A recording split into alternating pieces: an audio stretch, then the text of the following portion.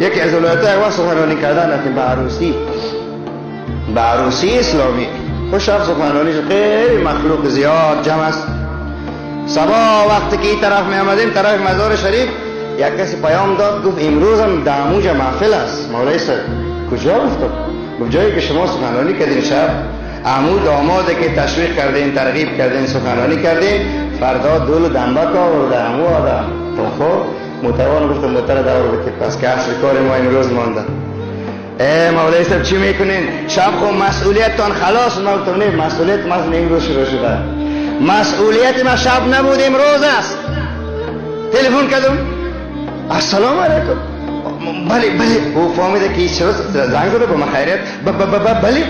بله سر و علیکم السلام بگو. بله نگو بچه و علیکم السلام. تو حیات دین است تو صاحبی. پس آمدیم که باز میمان شما شیم، میمان ناخوانده کار دارین. مولای صاحب میمان خوب بیاین اما خب محفل خو امروز زنانه است. ما گفتم نه ما که خبر شدیم مردانه هم است.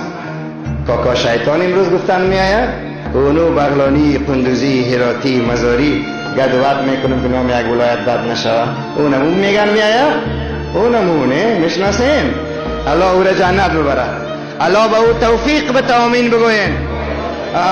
نه او تو گپا نیست. ما تو خیر ما آمده رو است تو گپا که نیست خیر. و قل جاء الحق و زهق الباطل. اگر اصلا نیست که ما آمدیم بیاین صاحب یعنی ما پشتون میاییم. خب بیاین رفتم تو وقت گریخته کلگیش به زور خدا بگوین الله اکبر. خب اگر ما قرار میشد میشد میگریخت.